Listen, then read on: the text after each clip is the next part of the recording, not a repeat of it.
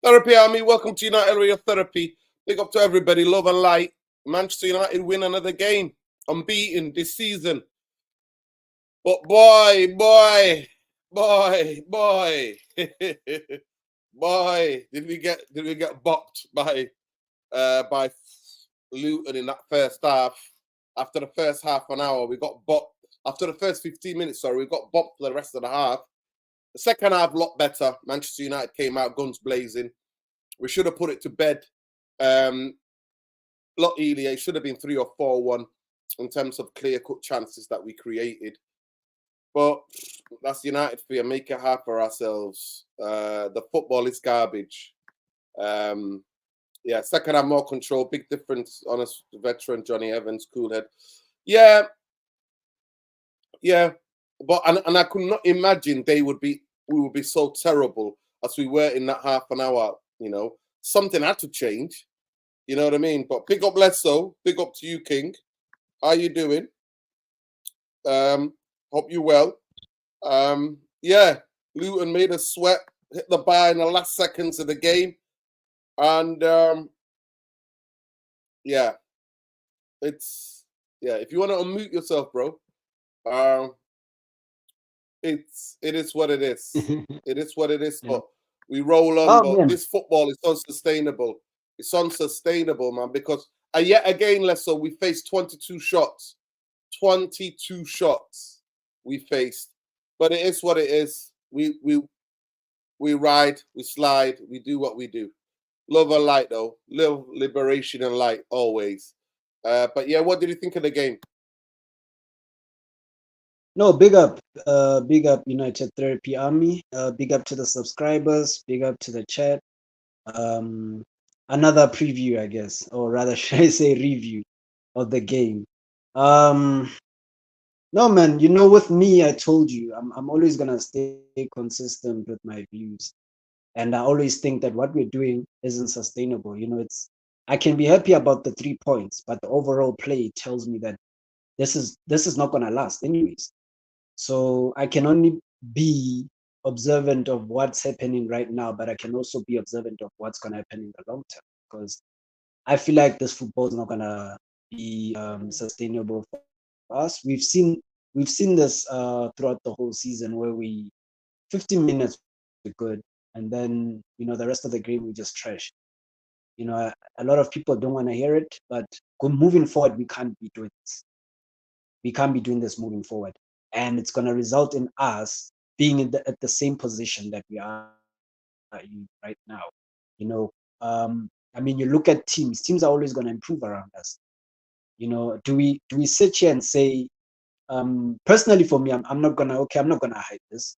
I want the manager gone, because personally we've got a new so-called system and new so-called board behind what we're trying to do. So if I personally want to trust these guys, the first move would have to also be removing the manager, because if you're bringing a different set of minds into play, into different positions, moving forward as a football club, and you're keeping the same person there, and then it all falls apart throughout, which we all know inevitably it will fall apart, because with different management, you do know that they want their own people. So if they keep him longer beyond this season, then I know that Ineos are not very serious in what they're trying to do, because how big of the damage would have caused by the time that they get rid of the manager? It would be another thing where we now trying to write off another season, whereas that season we should be building from scratch. If you have your man in place, or you have the person in mind that you want to take this project to the next phase, then why not bring in the new person when the season ends?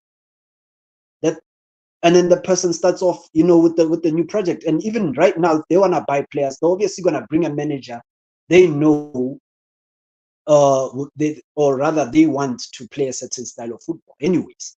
So the type of players that they chase, obviously they will ask the manager, and then they'll let him know, do you like this one? So, okay, no, we think he's good for this system. Whether you like him or you don't like him, make it work. Because that's how proper football clubs are run. Pep wanted Maguire. He wanted, people forget this. Pep wanted Maguire, wanted Fred, wanted. They vetoed those moves because the football club, had proper people behind the scenes that knew what's best for the club. And Pep trusted them, even though when they said, you can't have this player or that player, you can't have everyone. Obviously, you have to rely on the people upstairs. So what I want from Ineos, I want them to pick. They have a project, right? I want them to pick the right manager for this project moving forward. If this manager is only maybe a phase 2 manager or phase 3 manager, from there they can pick a phase 4 or 5 manager that gets us to even a higher level. City did this. City started off with Marquez. From Marquez, they moved to someone else. Then they got to Mancini, and they eventually got it right. That's how it works. They knew that that's the starter. Okay, it didn't work out. Newcastle also are doing the same thing. People think that that's the last manager Newcastle are going to go. No, they're going to upgrade that manager. He's the person that got them to a certain level. There's going to be someone who takes them to the next level. Ten Hag got us as far as he can. So with just the game, honestly, with just the game today, again, survival football. This is what we're doing every week. Every week, we're sweating, and then we don't know if we're going to win or we're going to draw because they were missing chances. Luton were missing chances for days. They were opening us like nothing throughout that midfield. Immediately when Casemiro got the yellow card, I just thought this. I was panicking. I'm not gonna lie. I was extremely panicking because I don't know what Ten Hag, because his in-game management is all over the place. So yeah, but I'm just glad that we got through, and I knew somehow we'd get through. But this survival football can only get us through this season. I don't want to see it next season. Personally, if we keep Ten Hag, we're gonna see it next season again. So let's just rather do what we need to do as a football club. Trust the process, so-called process, as they say. If I see the manager here in the beginning of next season, I'm not trusting anything. Sorry. They gotta prove it in us that they want what they want, and they're not trying to turn this football club into into something that's not football related.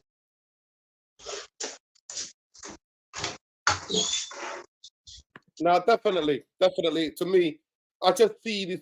I call it the basketball specification of Ten Hag football, and how long would that sustain itself? The basketball certification of Ten Hag ball, where we're facing 22 shots per game. I just see us being very passive. I don't think the single pivot works, and but I would say we are connecting a bit better up the pitch. But there's going to be times. There's going to be times in this.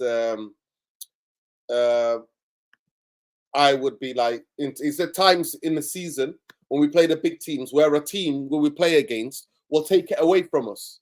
We'll get 10 shots and they'll score 5. You know what I mean? They'll score 5, they'll bury 5. So it's that type of it. I still don't see how we're all of us up the pitch at times, how we're panicking, how it's hot potato FC. And I think it's to do with the tactics. I mean, how can Luton bully us like nearly 60% possession? They keep the ball better than we do. Like, it's incredible. It's absolutely incredible. But saying that second half, we had controlled a bit more. We made a bit more of a contest. But that half an hour was really worrying from the 10 minutes, 10, 12 minutes of that first half. For the rest of the half, we didn't play. We were spectators. But big up Jarvis. How you doing, Bowling Night 77? How you doing, Jarvis? Yeah, I'm doing good. I'm doing good. We won. I'm happy. Not 3-1, but 2-1. So I'll take it. 3 points up to Spurs now. So we have some connection with the top 4, top 5. So at the end of the day, I can't complain about that. But the game, oof, what a terrible game! What a terrible game! And it's the usual suspects who always crumble under pressure. We have Maguire, we have Luke Shaw. Every time they have a good going, the game plan is good. You see them in the first 10 to 15 minutes. They're aggressive. They're doing bits and pieces. But but as soon as they meet some resistance, they had the good winger on Ogbene and Morris and Lukonga, who played on Luton's right side. We were in trouble. Casemiro, Maguire, Luke Shaw were all struggling so much, and they couldn't seem to figure out how to solve the problem. So it's not good. I'm not happy with the game. But what I said yesterday, I was expecting them to come out, be aggressive. They weren't giving us 1 centimeter on the pitch, and we knew that. We knew that from the beginning. We knew the Luton pitch is very narrow. We don't have the same width as when we play at Old Trafford, but still we play with two wide wingers and try to shift play and try to isolate them 1-on-1, but it doesn't help because the pitch is so narrow. So there were no problems for Luton just to push over the defense to the other side and then to the other side. So we didn't have any chance to play them out today. The only attack we had was transition, counter-attacking, and trying with long balls up again to Højlund, totally isolated against 3 center backs. Højlund did extremely well today. He was back to wrestling, not as we have seen in the last 3 games, receiving the ball and starting to make play, because he was totally isolated. We were playing long balls from Onana, long balls from Maguire, long balls from Varane. What are we trying to do? The only beacon of light was Kobe Mainu, the only player who can play in environments like the Luton game. He was composed. He know what to do with the ball. He has the technique. He can do what we expect from a Man United player. But then again, we have players who think it's a hot potato, not a football, and they are afraid to burn their football shoes, and that's a big problem. So I give the team an F today for a performance, but an A for a result. Yeah, big up, Jarvis. Yeah, it's, for me, very worrying. For 10 minutes in the game started, we dominated. We should have got the third. We had chances to get the third. We were wasteful. And then for the next half an hour or so, they took over. The next 35 minutes, they took over and ran us ragged. Second half was a bit more controlled. We played totally on the counter. And then it was what it was. But big up Khalees Ramidin Lassie, Chief Editor United Real Therapy, and big up to the resident Sheikh Ariane Rashid, man. Big up to you as well for the dropping all the quotes from after the game. Big up Bumbaye. Don't have to ever apologize for being late. Just getting worried. Man United knocked out the Champions League because they were unstable, unable to control the games. They established winning positions. It's a flaw. They have not sorted out the smart plays returning from injury. 100%. 100%. That's what I keep saying. I saw some of this unsustainable football from last year, January. So, yeah, that's Simon Stone, BBC. Clearly, everybody can see. That's what I'm talking about, football being unsustainable. That's what I'm talking about, exactly because of that. It's crazy. It's absolutely crazy to watch a game to think, you know what, that first 10 minutes, we controlled them. We had dominated possession. We held the ball. All of a sudden, we concede 1 goal. And the shitbags just turn shitbags. They start getting nervous and start losing the ball. And then it becomes like helter-skelter. I call it the basketballification of football. We don't play football. We play basketball football. And that's to do with the tactics. Yes, the individual players on the pitch, but it's also to do with the manager. I'm sorry, you cannot divorce that from the manager. Big up Bombay. What did you think of the game? Bombay, are you there? Yeah. Can you hear me? What did you think of the game? Hey. We can hear you. Evening, Dino, Jarvis, Lesso, Therapy Army. Thought we were good. Sorry, 10 minutes. Listen, I'm sat there going after 10 minutes, Jarvis and Bombay were right. This is going to be 3-4. And then the next half an hour, I was like, oh, shit. Here we go again. I was right. We're going to get bopped. And we got bopped by fucking Luton. Now, Luton give everybody a hard game. Let's be right. Chelsea went there, comfortably beat them. They're the only team to beat them. You know, Spurs sweated. Liverpool last minute. City, it wasn't a comfortable game for them. But still, like, to be totally dominated and our midfield, like by flipping the guy from Everton. You know what I mean? And this Arsenal reject, and the kid from Everton ran the game, bullied us. They were by far outstanding. The only one who can stay with them was Kobe Manu. That's it. He showed Casemiro and showed Bruno up. And Bruno, I thought, was a disgrace today. I'm not going to lie to you. I thought he was a disgrace. Honestly, I'm just, I'm getting tired of this shit. Yeah. But go ahead, Bombay. Thought for was a wonderful start. I too was thinking about me and Jarvis' scoreline there, especially when they scored one. I was happy. I thought we're going to get it right. Just one more from United. Won't be there. It starts good, and then after 10 minutes, it seems that we do that thing where we can't get hold of the ball anymore. We're 2-0 up. Just recycle. We've been doing pretty well with that in the last few games since like Bournemouth. Not since Bournemouth, sorry. Just hang on to the ball, recycle it, choose your moments. We did a little bit of that better in the second half. There were moments where we kept the ball a bit better. Just took the sting out of the game, but it just seemed like, playing football, basketball, as you said, from, end to end, grenade, too quick in the transitions, just trying to go. I didn't get it. I didn't understand it. Kobe Mainu, the only player, was so beautiful, so calm with the ball. They should have all took a cue out of that book. Thought the forward line, Garnacho today, should bag one. Bruno should bag one. Got to be a little bit better with that final ball, the decision making again. It just seemed like we went a little bit back to the stuff that we didn't like about Manchester United. We go in at half time. They should be level, I'd say, at least. And then second half, we were better. I thought we picked it up again at about 56 minutes. But it was a war of attrition today. It was a tough game. They are good at home. They always score at home, and they don't they don't stop. And you could see they were dead towards the end of the game. They were really tired. Those fullbacks of theirs, especially on the left side, Doherty, constantly pounding balls in there.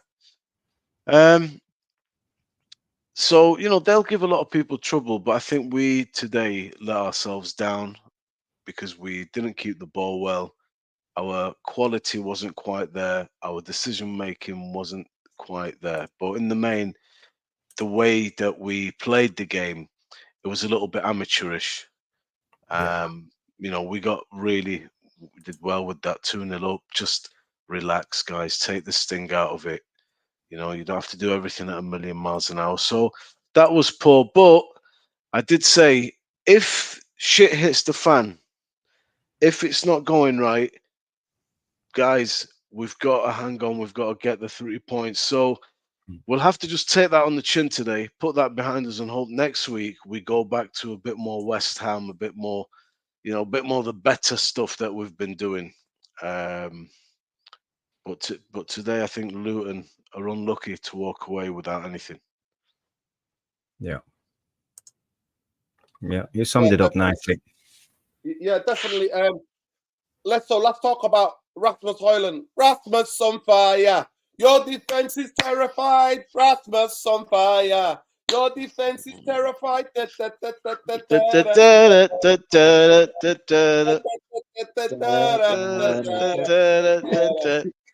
Listen, I said keep the faith. I told everybody to keep the faith. I said we did a video on this channel. We scouted him properly. We said he's got all the minerals, all of the fundamentals you need to lead a line. But today again, he gets an assist from a shot. I mean, I've never seen a football score with a shoulder like that. You know what I mean? He bent it like it was a tennis shot. It's like a forehand. You know what I mean? Like a backhand of Federer or Nadal's forehand. Whipped it onto the bottom corner. I mean, he's on absolute fire at the moment, and he's gambling everything he's gambling on. I mean, he sprints to gamble on that, takes it around the keeper, smashes it into the net. 2 goals. I mean, if he was in a proper team, he could have. For the minutes he stayed on the pitch, he would have got his hat trick. He had the keeper made 1 good save against him, but by that time he was so tired because, like Java said, we make him fight. We hoof the ball to him, going fight, Rasmus, and he drains. We drain all of his energy from him. That he didn't have any energy to make the finish. But what do you think about Rasmus Højlund's form? And long may it continue. And I'm just so happy for the kid. When all the boo boys were booing him, you know what I mean? And people were like, he's not good enough, he's not this, he's not that. Listen, he's still he's getting accidentally, he's had more assists from opposition players than he's had from our own players. That tells you everything you need to know. The graveyard shift, the fight he has to do. So big up Rasmus Højlund. But Lesso, what do you think about Lesso? What did you think about Rasmus Højlund's performance today?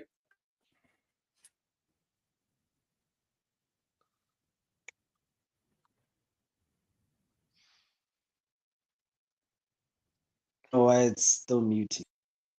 All right. No, personally, what I think with these performances, I'm not surprised. I remember when I did, if I refresh my memory correctly, I did state this, that when we signed him, he's an amazing talent, and he was gonna always need time. He was always gonna need possibly someone, a more experienced striker next to him. But he has that potential. He was always gonna get better.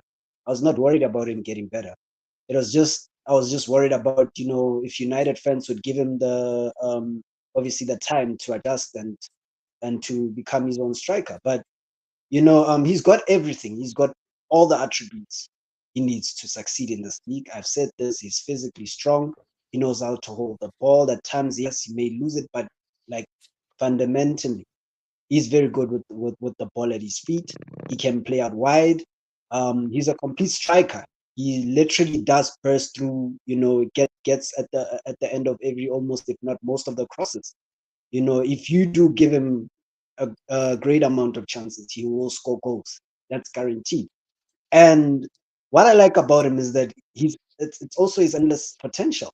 He could be anything he wants to be honest. If we are going into the right direction as a football club and everything, we will surround him with possibly the best talents around for him to succeed at this club. He loves this club as well, which is always a bonus. There's nothing greater than getting a striker that is in love with this football club and knows what it means to play for this football club. So he will always give you 100% no matter what. Even when he has a bad game, he's not going to sulk. He's never sulking.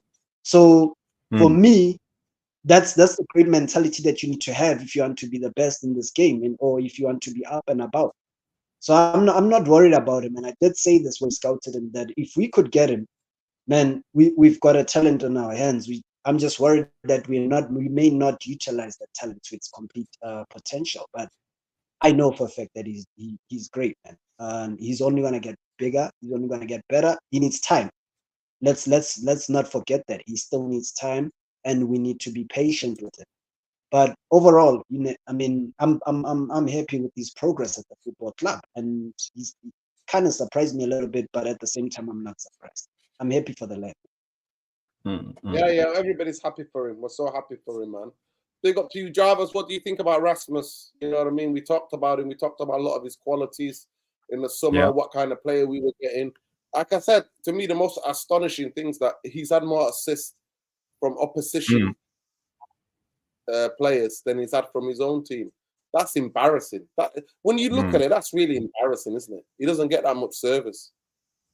Yeah, but I mentioned this before when I speak about this, about rhythm in the attack, because we are so set on the counter attack and transitions every time we win the ball, so it goes too fast. So we don't have the time to get players around Højlund, so they can help him out, because it's all about the off the ball movement. If you have players running and doing diagonals runs and start and drag opposition players away from him and create space. So he's all alone, and that's why because we don't have the time to move our feet quick enough to be there for him when we try to establish an attack. We never try to establish an attack. Our style is, as you mentioned, is like a tennis game. We always try to attack as soon and as fast as possible with the first run. And that's the problem. Sometimes we should just wait it out and try to create the triangle and play it out on the side, and take our time and try to dominate the opposition, because we needed to get the game into the right rhythm. Today was a good example when you see the game is totally off. We were totally off rhythm. We tried, they are pressing us really hard from the 15 minutes to the 45 minutes of the first half, but we don't seem to understand the danger, and we let them go at us. Sometimes Kobe Mainu takes down the ball, he dribbles a guy, he passes to Bruno, and Bruno, what does Bruno do? Forward, upward and forward, and that's the only thing. He's so set in his mind, and it's very hard. It's so frustrating watching Bruno, for example. You could see him now in the 93rd minute. We had the corner kick. We were establishing an attack. There were 1 minute left of the game. We were up with 1 goal. What do Bruno do? He tries an impossible shot from an angle, and we lose the ball, and we could have actually invited them into the game. They had 1 more corner kick and hit the bar. So then again, we have a captain who doesn't have composure, and he needs to spread his composure to the other guys and make them understand what they actually are doing on the pitch, because they are a team. But he's signaling to everybody, let's just try to attack. We are going to counterattack. That's all. So for me, it's hard for to go back to Højlund. It's extremely hard for him. It's a one-man job playing a lone striker and Man United at the moment. So he needs more help, basically, and that's it. You could see it today. He was receiving the ball and he was back to WWF wrestling. He was alone against 3 center backs. It's very tough to see, but he's doing well. He never sulks. He works hard. So for me, Højlund is exceptional in a way, but he needs more help. If we want if we want him to reach the level we want him to reach, not just be a I don't know, Duncan Ferguson or some striker we know from the old Premier League with no teeth and then just bullying the center backs. We need him to evolve his game. We want him to be something similar to I don't know, Benzema or something, who's strong, who can move, who can shoot, who can dribble. But he won't do that. He won't evolve. He won't be that player if you leave him up there alone to wrestle 3 center backs. That's a waste of space for him, waste of time. So he needs more help. Yeah, definitely. Definitely he does. He doesn't need more help. Before I come to you, big up to everybody who's tuned in for this. Please smash a like on the video, subscribe to the channel if you're not already subscribed. Let people know about the community. We are the ones who shout for humanity, people. We shout for the humanity, for the Palestinian people. We shout for all of the wars, all of the people who are oppressed in the world, and we get punished for it. Big up to Nura Beats, the man responsible for all the thumbnails of United Real Therapy. Big up to him, Nura Beat Football Analysis. He says 20 million for a director. We'll come to that news in a minute. Yeah, but we're getting a bit of kind of like a breaking brief tonight that if Manchester United want to get hold of Dan Ashworth from Newcastle, they're going to have to pay a 20 million. I mean, who would have thought about it? Well, unless United want him to start next season, 2016. So he has to come now. We can't afford to do that, so we have to pay that 20 million. We've paid 80 million for dog shite things, people. Yeah, but Nuruddin, I think that those money comes from the 300 million kitty that Ratcliffe brought with him. In a way, so yeah. I don't know. I don't know. Structure. If you want to be the best club, you got to pay for it. 20 million, yeah, okay, let's do it. We need him now. Breaking news: Dan Ashworth has been placed on garden leave after asking to leave Newcastle. Gardening Leave FC. Here we go. Gardening Leave FC. Gotta leave as it is. Listen, Mumbai, Rasmus Højlund, what do you think about him? Rasmus on fire. Your defense is terrified. Rasmus on fire. And opposition players are a bit scared because they always set him up. How embarrassing is that, Mumbai? He's had more assists from opposing players, opposition players, than he's had from his own team. It's shocking. It's absolutely shocking. But big up Khalifa Madinasi, big up Sheikh Rashid, and big up everybody else. Big up Windy. Big up to everybody. Please keep smashing the like. Big up Stephanie, not seen you in a while. Keep smashing the like, people, because it's the humanity. I'm going to turn this into the humanity channel, man. We see the humanity of everyone, man. Free Palestine. Fuck Zionism. Go, Mumbai. Talk to me about Rasmus Højlund. Victory for Palestine and victory for Dan Ashworth tending to the shrubs for 2 years. What a disaster that is. I mean, I liked him at first glance. I liked him quite a bit. He made quite the impression on me with his cameo at Arsenal straight away. You know, you saw a guy who immediately wanted to back into Gabriel and fight. I've not had that at United. Saw a willing worker, very fast, quite a mover for such a big body, powerful, but not a battering ram. Some class about him. You know, at 21 years old, he just turned 21. It's not a joke to lead the line at Manchester United, and everybody was saying, you know, he should be learning off somebody. Yeah, maybe he should be. He should have a well-established person in front of him, and he should be the apprentice, learning, getting his time, developing. But unfortunately, you know, he is our guy, and that's crazy. When Rooney came, he had guys ahead of him. You know, when Ollie was here, he had 3 guys there as well. You know, there's always been a couple of them. When Van Persie came, yeah, he was the main man, but there was people there. There was Rooney there. You know, experienced. When Berbatov came, there was players there. This guy, there's nobody here. There's Martial. There's nobody here. So I think he's an all-round very good player. He seems like a really good boy.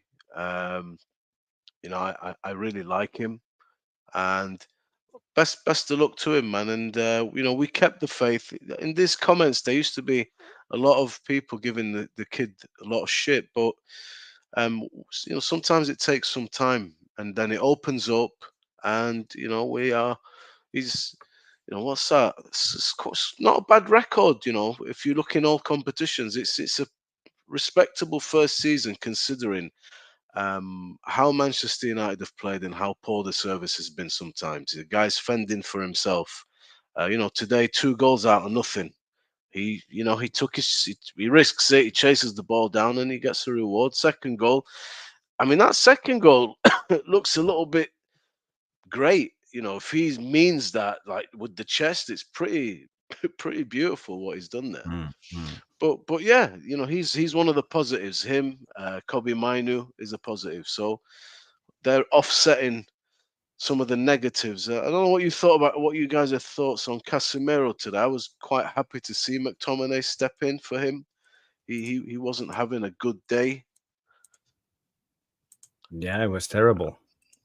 You know, he was having that Casemiro performance that we know and we've seen before. But I think the tactics doesn't help him. I think him being in a single pivot doesn't help him. I think this 6-1, 3-1-6 formation does not help him. It fucking does not help him. It does not. Instead, when the game's the basketballification of the game does not help him. It doesn't. You need people around him because he always is so desperate. If he doesn't make that tackle, then they're through. They're running out of back 4. Pick up Alien 10. Ashworth now is the Blue Peter guard. It's in the Blue Peter garden. Blue Peter, if you know in the UK. It's in the gardening leave and all that. Blue Peter garden. But yeah, Kobe was a bit calmer, to be fair, when he slipped in. But Bruno stepped in a little bit. And McTominay, we played a second half. We played mid to low block people, right? Yeah. We played mid to low block. We played more low block than mid, and we played on the counter, which is quite shameful, really, against bloody against relegation fodder. Like, you know what I mean? We're playing counter-attack against relegation fodder. Like, it's just unbelievable. It's unbelievable. And people are making some of the most ridiculous, some of the stuff that I'm seeing on Twitter. I'm sorry, no. When you spend 400 fucking million, I'm not getting bullied by fucking bullied by that midfield. Everton reject, right? Chelsea reject, first of all. Was he at Chelsea last time? Chelsea reject and Arsenal reject, bullying us in midfield. It's unbelievable. Unbelievable. By the way, both of them were magnificent tonight. Honestly, I was looking at them both going, I wish we had them in our midfield. Do you know what I mean, Lesso? What did you think about the two midfield players for Ross Barkley and that is it Tonga? Lokonga. Is that his name? Arsenal. Yeah, Sambi Lokonga. Yeah, Conga. Those two bullied us, man. They ran the game. Let's be right here. They ran the game. They ran the let's game. be honest. Let's be honest. Let's be honest. I've always told you that I don't believe this thing where people are saying, you know, a manager does not have this type of player or that type of player. The quality of players should still stand out.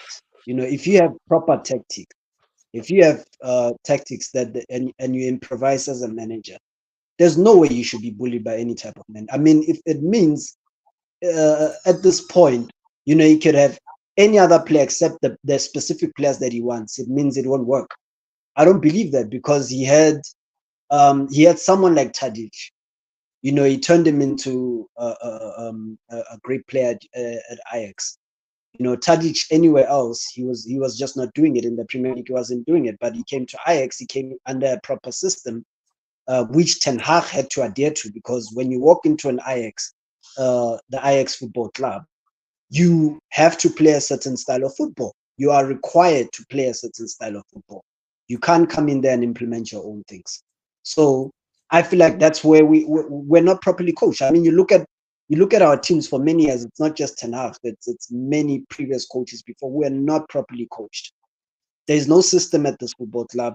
So every amount of money that we spend, we seem to waste it. And, you know, the manager doesn't even know what to do, because obviously he's just doing his own thing at this point. He's not told how to play. He's not, even the players, when they come in there, they don't know what they're actually doing, because you can see every game there's different tactics, there's different ways of playing. And, you know, when we don't have a consistent style of football, we don't have it with any of these managers that we had, and there's no standards. So that is the problem. We're always going to face this problem until that is sorted. That's why by no means I say that changing a manager is going to change everything. We need to first instill a style of football. We have to implement things behind the scenes that is sustainable. You understand? But until that is sorted out, guys, we're gonna be dominated by these football clubs. Luton have a style of football. You know, the backroom stuff already. They know what the players know what to expect anyway. So besides anything, Man United need to get that sorted out with this new regime. Hence why I say, will Ten Hag work under this new regime? I still have my doubts, because he's used to having all the power that he has currently. Will he all of a sudden say, I can't, my agency is not gonna recommend so and so, I have to now just listen to other people recommend so and so and so. So it's very interesting to see. But let's not forget that we have to, first thing first, he needs to sort out the style of play, because you can't walk into the next season playing the survival football. I'm not gonna try and watch another season watching us being dominated by a team that has just been promoted at home or even away. You understand? So it's not just an away thing. Even at home, guys were dominated. Teams outpass us on the pitch, and it's unacceptable. You can't, at any level, you cannot accept this. You know, whether he was not backed or under backed or backed, you can't accept this. If you're spending 400 million, I'm sorry, there's no excuses behind it. Whether you spend that 400 million or huge portion of it on one or two players, you still have to be having you still have to get the fundamentals right. You know, if these players are not doing it, go and play the development players, go and play the younger players, put some of them in there. You understand? Try and build something from there. I'd rather have that losing while I'm playing football that's not sustainable anyways. So you know, he needs to get that right. They need to get that right as well. Big up, Bledsoe. I'll go to you, Bumbaye. What other players performed well today, do you think? I thought Kobe was outstanding. I thought his composure, his calmness, he was making people right, left, and centre. Some of the things he was doing, just pure class on the football pitch. And the referee, what an absolute shambles. That referee needs to be demoted for giving him for the perfect tackle. Perfect tackle. How to tackle. That was a lesson in how to tackle in midfield. Wins the ball. Literally gets a yellow card. I mean, he should be demoted to the fucking league when that referee. Shambles. Absolute shambles. But Kobe Menu, for me, him and Rasmus stood above the rest. Varane, yeah, they cleared a couple of balls. They get paid to do that. At the end of the day, Unana was flapping again, coming out, flapping at thin air. You know what I mean? But honestly, Kobe Menu, the composure. You know what? We need to change his name to Composure. You know, when you look at the definition in a dictionary, it should be Kobe doing this. See a photo of Kobe doing that. Big up to Kobe. But what did you think about who else do you think played well today? Because Bruno bloody didn't. And big up Alien Tenno saying we should swap Bruno for Dan Ashworth. Can Dan Ashworth play number 10? I bet he can play better than Bruno. Honestly, it's shocking what he was doing today. But go ahead, Bombay, and then I'll go to Jarvis. Yeah, I think Diogo Dalot is a bright light in this team. I really like him. There's a lot about his game that I'm starting to really enjoy, and I'd be happy going forward with him as my right back. If Wan-Bissaka goes, you just get another one, obviously, to fill in. But you know, young lad, big unit. Defensively, there's room for improvement, but he's not bad. You know, he does have some good games defensively. I think going forward is brilliant. I mean, Onana didn't really do too much wrong today. I don't. That goal is a bullshit. It's a deflection. The guy's there. You come out. You try and make yourself big. Okay, but thought distribution wasn't bad. You know, not saying great, but all right. Nothing to complain about. But Diogo, Mainu, Hoyland. I don't know. That's pretty. Those are the ones that you'd say they had a good game today. I think the rest you can pick some holes in them. Rashford wasn't that bad. Rashford was okay. I thought it was one of those weird games. You see, sometimes you have to control the game from the back. I do get it where the lads at the forward line are just bursting through. We're trying to find them. Even Onana's finding Dalot. We find Bruno is through on goal. We find Garnacho's through on goal. So, you know, the tempo of the game isn't controlled in the final third. The final third sometimes picks up the pieces of the way we're playing. And they're just looking for opportune moments to get in behind, because it seems that that's maybe what the manager is saying. You know, they're going to come onto you now, Luton, and that's it. Because Luton are relentless. They just keep coming and firing balls in the box. It is what they do. I have watched them 2 games before this. And they concede a lot of goals, Luton. That's their problem, you see. They score goals, they're scoring goals, but they concede a lot of goals. And as you can see, they do take quite a bit of risk. They do play at home with, you know, they just whack them guys fullback forward. So it comes from the back usually with Leacher. You notice when he plays, we seem to have a nice They play control. with wing backs in it. They play 3 at the back, don't they? 2 in midfield and 5 and the rest on top. yeah, the wing yeah. backs. They play with 3. Well, what they do high risk football, high reward. They play 3 against 3. Like if you got 3 up front, they'll go man for man, and that's really brave, and I commend their coach for that. Because that's what I like. There's no point being defensive and going down anyway. You might as well have a go. They're nice, aren't they? And did you see that? You see how their fans got, you know what I mean, gave them so much love at the end of the game? Because they know they're doing the right things. The fans are there, can see it. They can see what they're doing. While we counter-attack FC. But listen, what did specifically, I don't need to go through the whole team. What did you think about Kobe Mainoo's performance? Yeah, it stood out. It stood out. There's moments where we are playing basketball, and then it comes to Kobe. As you said, there was some lovely Megs in there. Just calm, just calm, and then passes the ball off. Opportunity for us to breathe a little bit. Really, just quality. Very calm in his mind. Such a mature young man. You know what I mean? Really, really lovely the way he played it today. I just finished by saying, when we start doing that basketballish thing, I look at it as if the game has gotten away from us and we're not able to get a foothold back in the game. I'm wondering in my mind, as the manager said, look, guys, these guys are just relentless. They're just going to keep coming forward. I put my stock in you three, Garnacho, Hoyland, and Rashford, that you're better than their guys. So what I want is for you to be looking to get in behind, because they're going to push a really high line, and then it's up to you. So maybe that's what he's looking to do. Maybe when I'm looking at Bruno, it's not picking the right passes. It's not, ordinarily Bruno can find, passes to unlock a game like that. But he didn't have a particularly good game today. But as the manager's saying, listen, that's how the game's going to change. And this is what we want you to do. Because Garnacho should score. Bruno should score. We had the chances. Rashford is through a few times, good opportunities, but wasteful. So I'm not sure if that was the manager's plan, and if we had scored another goal or two and just quieted them down, maybe we're having a different conversation. But we didn't score, and we didn't make use of those opportunities.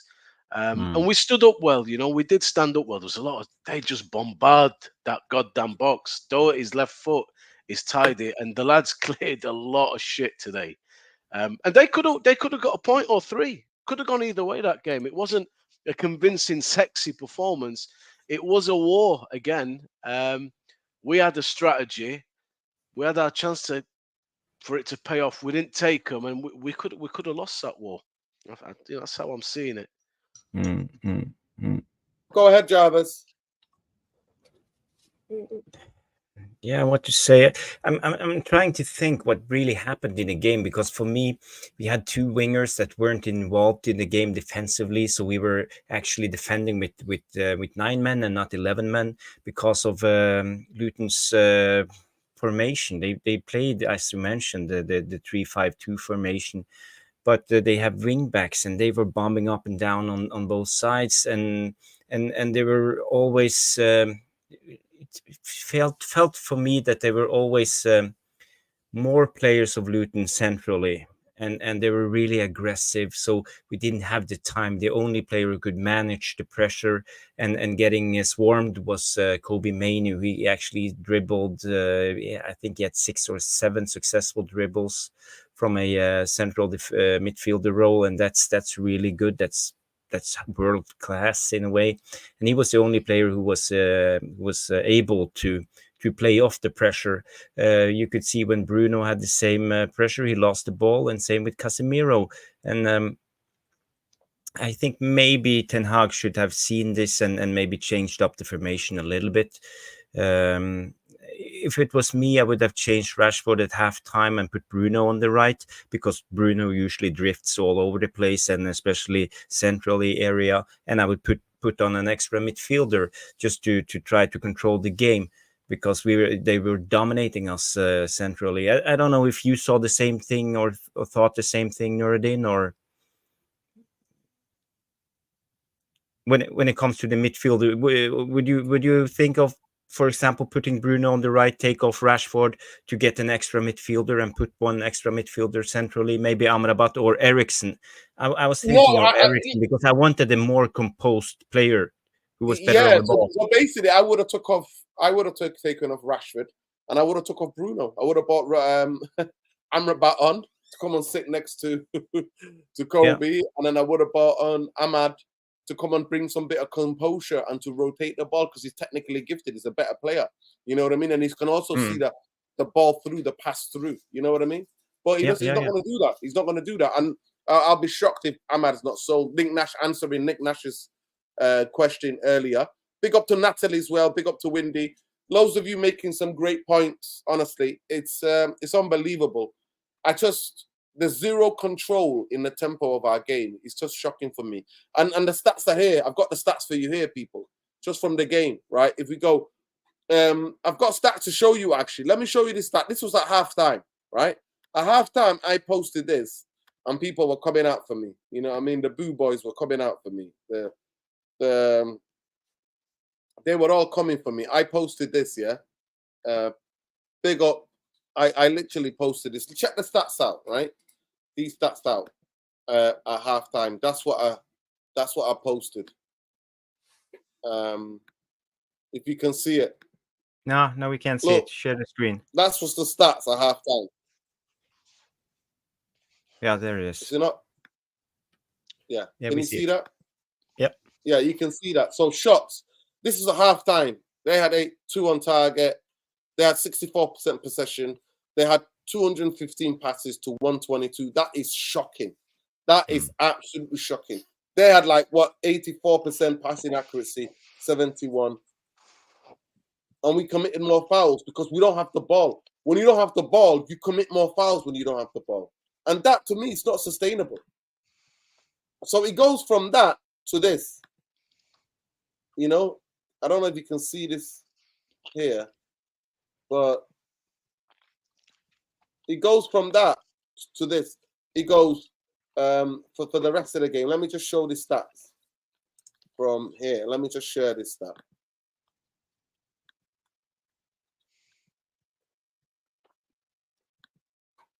Yeah. Can you see it there? That's what we were. So 58% possession. They had 22 shots on goal. We had 21. We had 9 on target. We had more on target because we're playing on a counter. We were playing on a counter attack.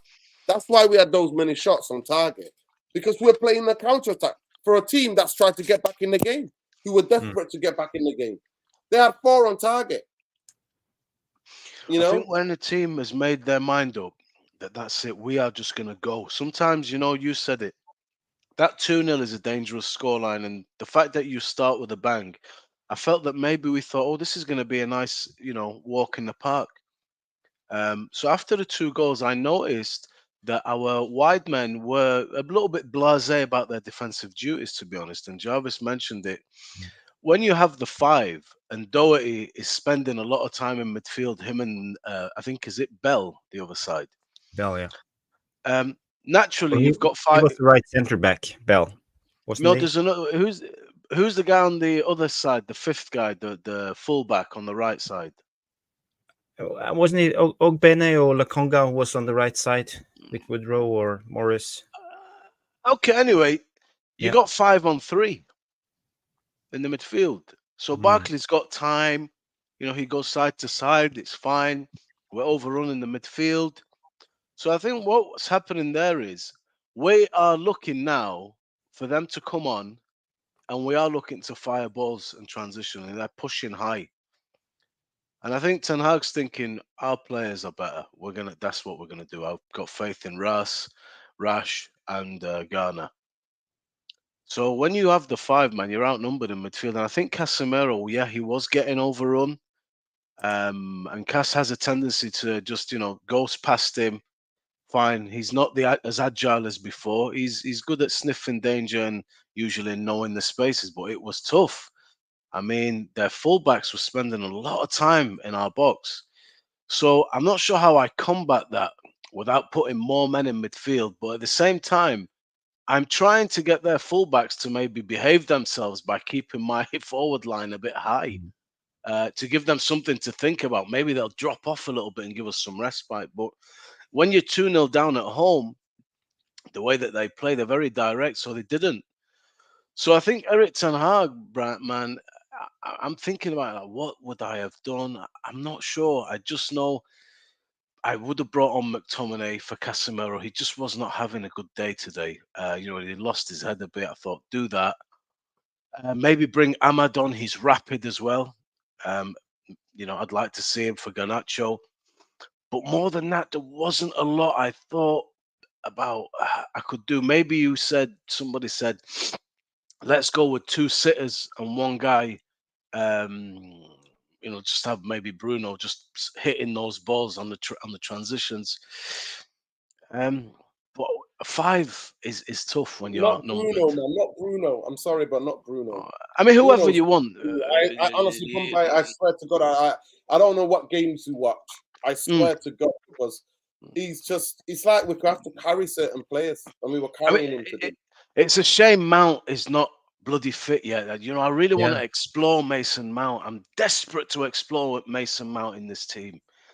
I really, excuse me, I really, really rate him. I was happy we signed him. I know I'm a minority there. That's fine. I get it. It could be shit, but I think he's a really good player.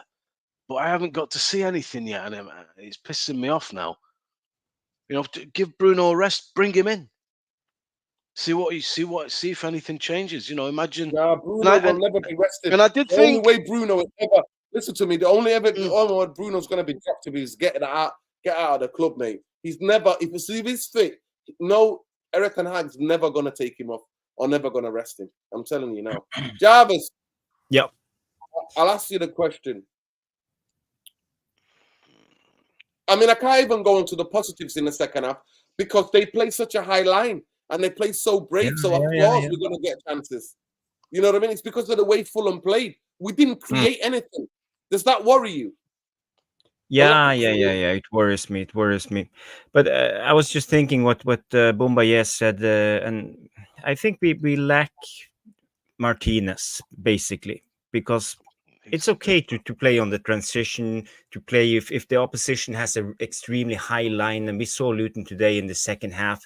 There were acres to run into because there was so much space. It was like an airplane field.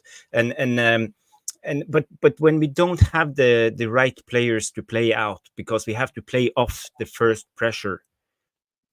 If we don't have, if you have Evans and if you have especially Maguire, we rely so much on Martinez and Luke Shaw in form to do that role. And that's why we always are heavy on the left-hand side while attacking, because those are the only players who can start the attack from the back. Even Onana looks terrible when he gets the ball. He could have passed the ball on the ground to a midfielder so many times, but he chose to hoof it long to Højlund. And it comes to composure from the back line, and when we get Martinez back, there's no problem playing like this, like we did today against an extremely high line. But the opposition are not dumb. They understand that we have players like Maguire, we have players like Varane who can't play out, and even Dallo is not his best game. So they try to hit us where it hurt the most.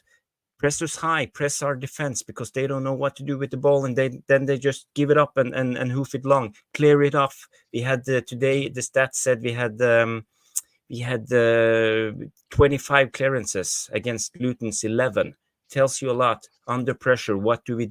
We clear the ball. That's what we do. We don't keep the ball in possession and try to play out. And this is totally opposite of what Ten Hag actually wants to do. He said it himself. He wants to play out from the back. He wants to establish overloads. He wants to dominate the opposition, but he can't do it with players like Maguire. I'm sorry, Jarvis, but this stat tells you Manchester United faced 20 shots in the Premier League game for the 8th time this season. Liverpool has faced 20 shots twice since Klopp's appointed in 2015. That tells you everything you need to know. This formation is not working. And the players, how much more did the players tell you, we don't want to fucking do it? We do not want to do it. Whatever he's asking them to do. Because 8 times, when you come up against a decent team, you get 10 shots against you. 5 are finishes. 5 are at the back of the net. It's embarrassing and unbelievable. It is. Lesso, how long do you think this can continue?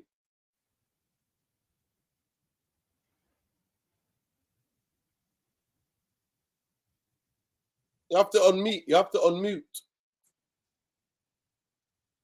going to have to unmute, bro.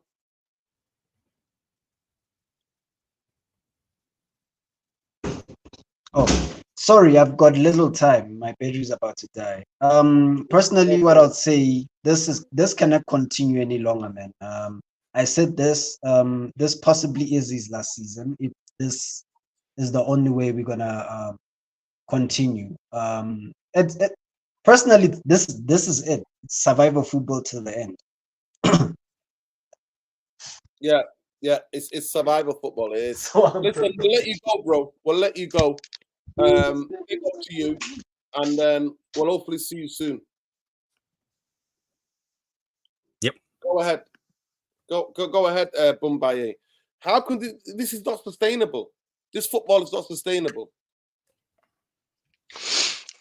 I feel like singing "Eye of the Tiger," you know. Yeah. Rising up, back on the streets. That's what Eric's doing, man. We're back. We're coming slowly. We're turning that corner. But today, we had another blip today. It was a difficult game. I thought, the midfield outnumbered us. Then we sort of reverted back to type. And again, we had some massive chances. They didn't have the chances that we had. You think of Bruno's chance, you think of Rashford's periphery on the boxes, you think of Garnacho. Geez, man, we take one of those. Ten Hag's plans worked. We've put some water on that fire, but we just didn't. They stayed in the game. They worked their asses off, and they could have got something out of it. So I just feel today. Bumbaye, just hold it there 1 second. 1 second, hold it there. Yeah, Sorry, Irfan, listen. So he said if the counter is, do you leave it for no? Even the teams who play with tiki-taka play the counter, because the counter, to play on the counter, you need the opposition to push up against you. So you play on how the opposition play against you, because they leave space. You're making it out like you've not watched football. Even the best tiki-taka teams play counter-attack football. Because if the space is there, you exploit the space. But you keep the fucking ball. Rest of it, you keep the ball. You don't treat the fucking ball like a fucking hot potato, like we were doing for the half an hour. What were you watching? Go ahead, Mumbai. Yeah, look, today, we saw the good, the bad, and the ugly, but we got our 3 points, which were massive. So we're still on track. We can still work. We can still improve. We can analyze like we're doing. And I'm sure Eric will go in there, scratching his head a little bit, because this could happen again. Because obviously the team we're playing next week saw today. And you know what? Martinez is so integral for us. Yeah. He allows you to push a little bit forward because he's so good with the ball. It's almost as if he drops into that mid. We play out from the back very comfortably. You see, Onana's even more comfortable. With Maguire, it's not there. It's not quite there. Varane is not. He's never been renowned for being a ball playing centre back. It's never been his strong suit. And then Shaw goes off. You got Lindelof comes on. So we had our problems, and it was a difficult game. But you got to understand, I know we can go two narratives. We can say they're 17th, it's Luton. We should be clipping them. Yeah, we should, but Luton did kick ass against some fucking good sides this season. Do you know what I mean? They really did. Dude, they did that. They did that to teams that are better than us. So you said it would be a hard game. It was a hard game. And I think Luton felt, well, we're 2-0 down. Let's just go, man. Let's just go. Do you know what? They don't like to be pressed. They don't like the pitch being made small. Let's make them, we'll put our 3 centre backs against their 3 forwards. And Ten Hag thought, okay, I fancy my boys. We're not going to keep the ball now. I thought at one point, maybe should we bring Ericsson on because they're getting through the midfield anyway. Maybe give us a bit of retention, calm things down, him and Mainu. Take Cass off. Cass is on a yellow card. All right, bring Scott on. Let Scott get about. I thought about that. I thought maybe Ahmad, 15 minutes to go, maybe bring him on rapid because we are getting the chances, aren't we? They push so high. I mean, Garnacho gets in from his own half, and then Bruno is clean through.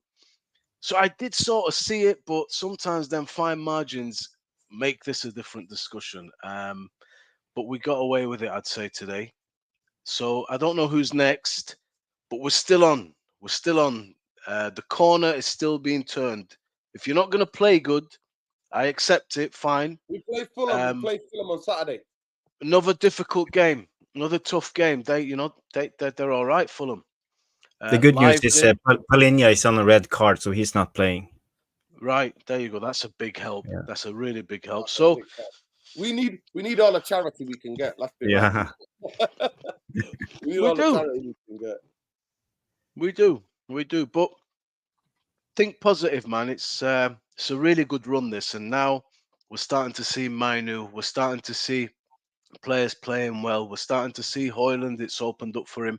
Rashford's form has improved a little bit. Garnacho, 19-year-old. He's the inexperience shows. He sees his name in lights sometimes, makes the wrong decision. But what am I going to do? You know what I mean? He's an academy. You got to love the kid. So I give him some slack. Hopefully next week he'll do better. We're going to just have to take a little bit of the pain with the good, I just feel, till the end of the year. So let's keep going. Yeah, I'm sorry, Gumbaye. It's not with a little bit. The only thing that I can get, the only bright spots today are today's game for me, were Rasmus Højlund and Kobe Manu. People think me after he says, United watch how Arsenal play.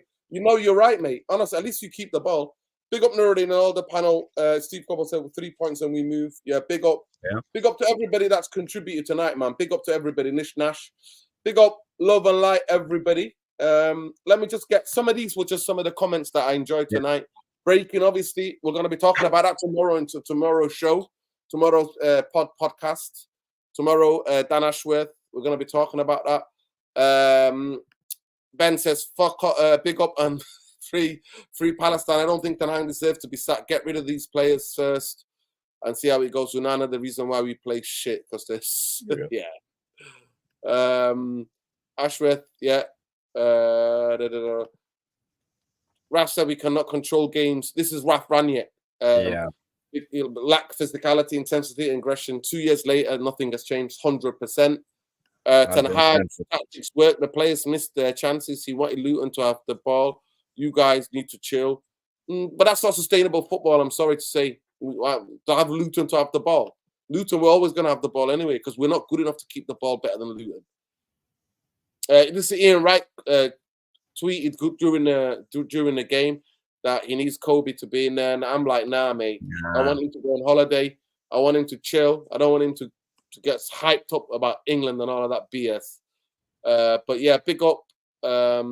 Windy's asking here. I don't understand why Shaw was nursing the injury. Why should he start versus Luton? Was it because we have no cover fullback positions? Facts. Because we don't have any cover. Because we don't have any cover. That's how it is. It's simple as that. But hey, Manchester United scored 2 goals a game. We win the game. I'm happy. That we got the 3 points. Kobe Manu, Rasmus Højlund, Rasmus on fire, mate. Højlund's on fire. Your defense is terrified. They're so terrified. They pass the ball to him. That's how terrified they are. They're so scared of him. They give the ball to him. So it is what it is. but Kobe was class. I thought, Varane won a lot of big headers. Johnny Evans did what he did. But I thought in the second half, they got their tactics wrong. They should have got younger, shorter, quick movement strikers or players in amongst Johnny Evans and Varane. That might have cost them. Instead, they stuck to their game plan, whipping balls in, and we dealt with them. But at the end of the day, I just think the football is not sustainable, people. I genuinely think that this football is not sustainable. But last word from you, Jarvis. Yeah, I just want to ask you, Nuruddin, what do you think of Onana's involvement in Luton's first goal? Well, you know what I think of that Muppet. What the hell was he doing? Dancer. Jumping out like this. I told you he's a break dancer. He's a break dancer. And then after that, when the goalkeeper does that, everybody starts shitting themselves. Then we started treating the ball like a hot potato. All he had to do was stay in his area. Because the guy had to stretch to head the ball anyway. Stay in your area. Or at least come out. When you come out, like, grab the ball. Don't just jump out. It's an absolute joke. And I don't rate that guy. You don't think that guy's a fraud, Jarvis. But Jarvis, what did you on a day Manchester United won, so we can't moan too much? No. But the football is unsustainable, man. It is. I'm telling you, it is. It is. But for me, I'm always struggling about this. It's always like sometimes I think it's on Ten Hag, sometimes I think it's on the players, but basically it's something in between. But a lot of our players are not good enough. We need an overhaul in this squad so badly. We need to ship off at least 10 of these players just to have a chance next year to move on and progress as a team, because we mentioned all the same players. It's Luke Shaw, it's Maguire, it's Bruno, Rashford. Bruno, Rashford, McTominay. We all know who's not good enough, and it needs to happen sooner than later. That's why, as you mentioned, we need Dan Ashworth in as soon as possible to get this jigsaw fixed and get the correct pieces in to get us to click.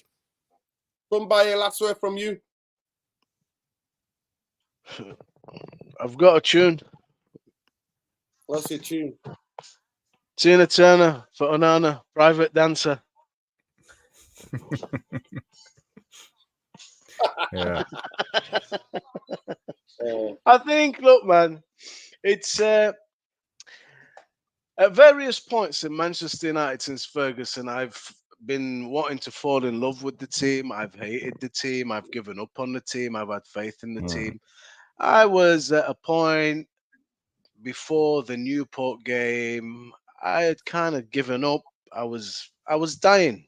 I was literally dying. I'm thinking, I don't like this team. I don't like this whole thing. I just want it to end. I'm now starting to come around a bit again. I'm not saying to sack Eric Ten Hag anymore. I'm not saying to keep him. I'm saying I'm happier. I think we're turning a corner, and there are good things, but there are still bad things. And I'm taking it every game, every week. So I think to come on here, I think your analysis, Jarvis, Lesso, every single person in the comments, it's not right, wrong. It's fair analysis. It's not like we're walking away from that game today thinking, oh yeah, we popped them, man. That was nice. Enjoyed. No, I was never comfortable. I was scared. So I was thinking, please get the points. Get the points, because if you don't get the points today, you killed us. You've killed yourselves. It's 8 points away from Villa. It's a lot. It's 3 games. We only got 13 games left, man. So it was imperative. Yeah. Big teams are going to go to that ground and get hurt. Other teams are going to they're going to get hurt. If Luton do that with teams, they're going to cause them problems. So we move forward, man. And hopefully we get a nice performance at Fulham and a result. And at least you're getting something now. At one point, the season was lost on it. We were talking, let's relegate, let's sack everything, let's forget about life itself. Now we're saying, let's get into that Champions League because, we can sign some good players. Maybe we can be a bit more attractive. We're thinking a bit of the future. So take it. We take that. Yeah. Listen, it is what it is, man. It is what it is. Big up to everybody who got involved in the show tonight. Big up to everybody. Love and light. At the end of the day, Manchester United win. Rasmus and Kobe give me hope. Garnacho was a bit disappointing today. He should have passed up. Needs to stop being greedy. He's a very selfish player, but he needs to be a team player, and he will still get there. Definitely, my judgment on this new football structure and the quarter sexuals, I will judge them on about how quickly they move players on. That's what I'm judging them on. I'm not me, Jarvis, Bombay. We could sign players. We just need to get agent numbers to sign players. It's easy. Anybody could sign players. It's about how you get rid of the duck shite. That's where the judgment would be. Big love, light. Take care. Hopefully, join us for the podcast tomorrow. Take care, people, and we'll catch you in tomorrow. But love and light. Manchester United win. Kobe, Rasmus was on fire. Your defense is so terrified they gave the ball to him. That's how I take it away. But 22 shots on goal again is unsustainable. Peace, love, light. Take care. Free Palestine, free Palestine, free Palestine, free loot, free the Sudan, free Congo, free Myanmar, Free all of the people, all of the different places in the world where people are being subjected to oppression and dehumanization. Fuck Zionism. We keep it 100% here.